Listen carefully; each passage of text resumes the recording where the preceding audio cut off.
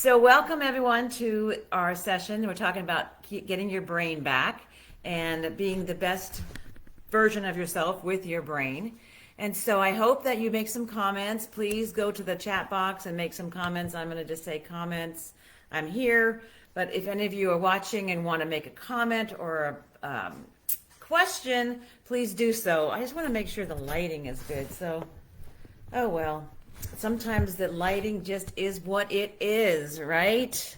I even have one of these little lights. So anyway, welcome everyone. I'm Dr. Diana Hoppy, and today we're going to be talking about brain health and getting your brain back. So the good news about these is that I don't have that many people yet watching, so I'm still kind of working out the kinks, but it's all fun, and I'm trying to get my brain to do what it needs to do to get the best function it can. So many of you have looked at my blog post and have seen the blogs. And what I wrote this week is how to get your focus back. Maybe you're having some issues with brain fog, like you can't remember where you put your keys, why you walk into a room. It may be you're having trouble remembering people's names. Any of that sound familiar? So that's very common in menopause to have those kind of symptoms. So I think what it is I'm going to just change this one door.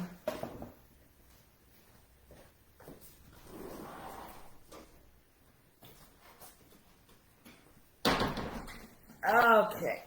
And see if that helps. Oh my goodness, that is so much better. See what happens is when we try things and we say, well, let's just do that and see how it goes. Anyway, so I think all of you are probably thinking, she's totally crazy. I am somewhat crazy, but that's why my patients love me. So let's get back to the brain. So one of the books I've been reading, which is really, really cool, that talks about the brain, is about brain health, and it's called The XX Brain. And this book was written by Lisa Mosconi. She's a PhD, and she works at, I think it's Yale, but basically she is a researcher at the Women's Brain Center at Weill Cornell Medical College. So Weill Cornell Medical College. And she's written an amazing book about women and the brain. So I love this topic because it kind of will let us know that we're not going crazy if we feel like we can't remember someone's name or we forgot why we walked into a room. All those kind of things that can happen as we get older. Some of you may have read my blog post. Many of you have, I'm sure. And it was about what foods make our brain kind of more risk for dementia, as well as which foods can help improve cognitive function. So I wrote a blog about how the 3 tips that we can do. And the first one I talk about is about food and how certain foods can affect our brain function. So when you think about the foods, you definitely want foods that will be high in antioxidants. So I'm going to just write a little thing, please join me and comment. So high in antioxidants. So what would that mean? That would mean something like blueberries, right? Blueberries are really high in antioxidants. They help with brain function. And antioxidants also help with inflammation. And I think that's a key word that we hear a lot of the time is inflammation, and how inflammation can impact lots of parts of our body, not just our brain, but also diabetes, high blood pressure, all those things that we don't want to necessarily develop. So that is something that we have to really be cautious of, is antioxidants and the foods that are high in antioxidants. Another would be hydration. And what's really incredible is that our brains are 80% water. So when we're dehydrated, that means our brains are really not functioning at a very good level. So our brains are going to be kind of working harder because they don't get the blood flow that they need. And they also can't interact with one another because the brain is basically dehydrated. So to be fully hydrated is really, really important when it comes to brain function. So it looks here, love blueberries and love my fur baby does too. Oh, that's great. Thank you, Teresa, for sharing that. I love my little fur babies too. They definitely help the brain too. And they do help because they increase pitocin and serotonin. But the pitocin is the bonding hormone. And when we feel good, we actually make more neurotransmitters. So animals, our little fur babies, are totally good for us and our brains too. So blueberries are a great antioxidant. There's actually other antioxidants that are really good to take. Omega-3 fatty acids also are important for brain function. So we think of flaxseed, we think of different foods that have high omega-3s like salmon. I love salmon, and that's great for your brain. So foods are really important for our brain function. In addition, foods that are processed are not good for our brain function. So you think about ultra processed foods. I wrote a blog post about that a few weeks ago, and how those people who take increased ultra processed foods into their diet, they are at higher risk for developing dementia versus those that have less ultra processed foods. So what's an ultra processed food? That would mean something like a ding dong or like a Wonder Bread, right? So that's white flour, it's all sugar. It does not have any nutrients that are very important. It's really lacking in any dense nutrients. Compare that to an apple. An apple's full of fiber. It's got some water content in it. That's, again, important for hydration. It's got nutrients like iron and different minerals. So think about fresh fruits and vegetables. And think about the rainbow. So when you're making your plate, make it a rainbow of colors. Have all the different colors, which include antioxidant-rich foods, like the peppers, like tomatoes. Think about eggplant. Think about certain colors of the rainbow that are increase the colors which are increasing the brain function because they're very high in antioxidants. Strawberries, blueberries, sweet potatoes, those are all really good forms of good carbohydrates.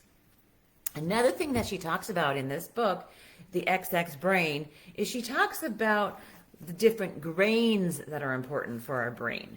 So grains for our brain. That's pretty cool, huh? So she talks about the grains that are like in the breads that have multigrain. You think of quinoa, much better than like white rice. You'd think that that's not that important for brain function, but it actually is. So if you have more processed foods, more preservatives, more sugar, some of the bad fats that are in those processed foods, like saturated fats, what you want is polyunsaturated fats. And that's like in avocados, olive oil. You think about the Mediterranean diet. And I really try to keep things simple. So simple means Mediterranean diet. That really is the best for you with regard to all aspects of your health. So that would include your cardiovascular system, heart disease, diabetes. This is the best diet for your brain. So when you think about your brain, think about Mediterranean diet. That means fresh fruits and vegetables. That means lean meat like fish, like a pescatarian diet. It means vegetables like a rainbow again of color. It has the good oils in it, avocado, olive oil. So when you follow that kind of diet, and I just call it more of a lifestyle, when you follow that, your brain is going to love you because that's the nutrients that it needs. It needs water, it needs hydration, it needs nutrients to really give it the power, the glucose, what it needs to feed the cells. It needs that. So all of these are important, hydration and the foods you eat. Another thing that's really important is sleep. So we don't think sleep is that important, but it is huge when it comes to our brains. Because if we don't get enough sleep, we can't clear the toxins out of our brain. So when we sleep, one of the main functions of sleep is to kind of do like a drainage, like a power washing is what she calls it, of the brain. So you're kind of cleaning out those toxins, all the things that kind of the debris that has been building up during the day. At the nighttime, that's when you're going to need rest and sleep to clear your brain. So that's why after a good night's sleep, we always feel much, much better because our brains are functioning better. They had the rest. It was kind of like a car that's stuck in the garage that's always idling. Well, that's not going to want to get up and go in the morning because now it's lost its fuel. It's never really had time to decompress, to detox. to basically, that power wash analogy. It hasn't had time to do that. So sleep is really, really important. And when you're having night sweats and interrupted sleep, which I've had in my past, as well as my patients are experiencing, you want to make sure that you can get good sleep. So there are different ways to do that. If it's a hormonal issue, definitely talk to your provider, talk to me, talk to an experienced menopause educator who can talk to you about getting much better sleep. And many times that means just a balance in the hormones of progesterone and some estrogen. So please look at my blog sites about that, the posts about hormone therapy. Also in her book here, Dr. Mosconi talks about hormone therapy and how it can actually help the brain. So when you look at the studies, you say, well, I heard that hormone therapy causes dementia. Well, many of us may have heard that. And that's because when we go to the Women's Health Initiative, which is a trial that was published in July of 2022, where they used Premarin, which is pregnant mare's urine, and Provera, which is synthetic type of progestin. They found that women who were 73 when they started the hormones did not show any benefit with cognitive function. They actually showed a decline in cognitive function. Well, that doesn't make me that surprised, because when you're 73 and you've been without hormones for, let's say, 20 some years, because menopause about age 51, your brain, your neuron, the neurotransmitters, the dendrites, all the anatomy basically is disconnected. So if you're trying to add fuel at that point, it's too late. The neurons are gone. So the important part is to know that when we take hormone therapy, we want it really soon in regard to the time of menopause. And that also goes for cardiovascular protection. So if we start hormone therapy within 10 years of the onset of menopause, we're going to have protection for heart disease, and we're also going to help our brain function. So our brains will work better. We will have the ability to remember names, not forget why we walked into a room. What a concept, right? Many of you know when I was going through my breast cancer, I had to go off my hormones.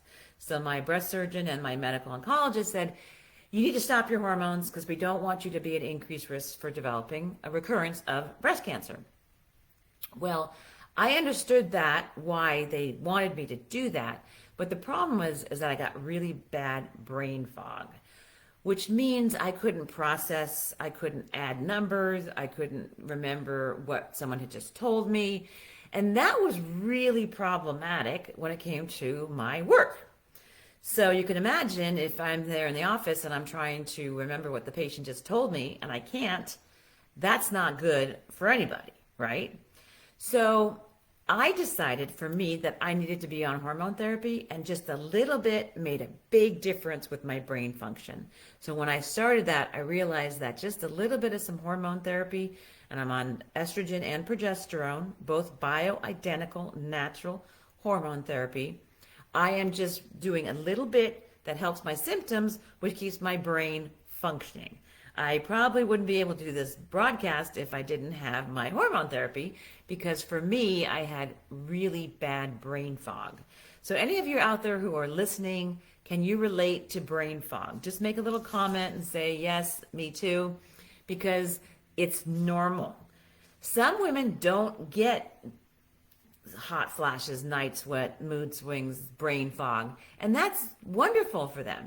But the majority of patients that come see me, they have really bad symptoms, and that's why we talk about hormones or other lifestyle changes that we can do to improve your brain health. And so Erica said yes, yes, yes. We have so many that are saying yes, because it's true. Brain fog is huge. And when you don't have the right hormones, or don't have the right sleep, or you don't have the right nutrition, things can go haywire, right? The other thing is stress. So stress is something huge also that it just can wreak havoc with your system. So Teresa wrote a comment, I just started progesterone this week. It knocks me out for a few hours. Well, what progesterone we really want it to do is to help you fall asleep and stay asleep. So it's important to get on the right dose, and sometimes your body needs some time to figure out what is the right dose. It can be in a cream form, it can be in an oral form.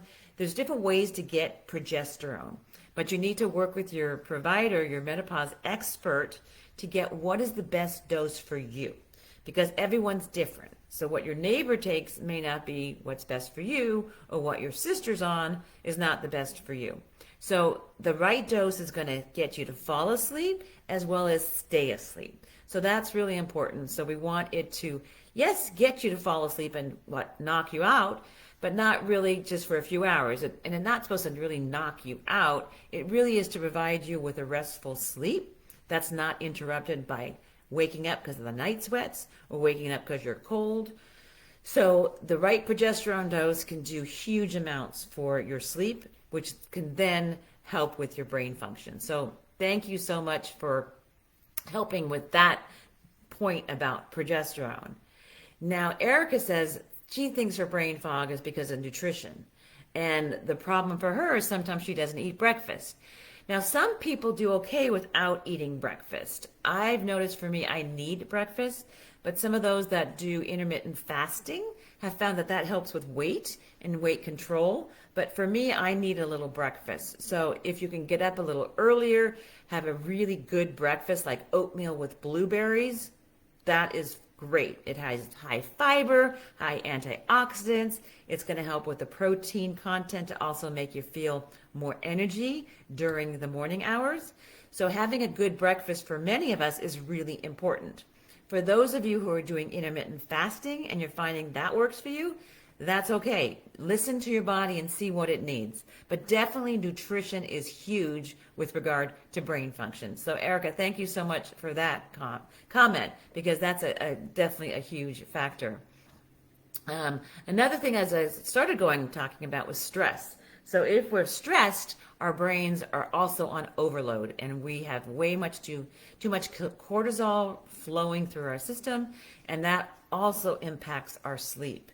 So doing some kind of meditation, some kind of restfulness before you go to sleep, maybe listening to soft music.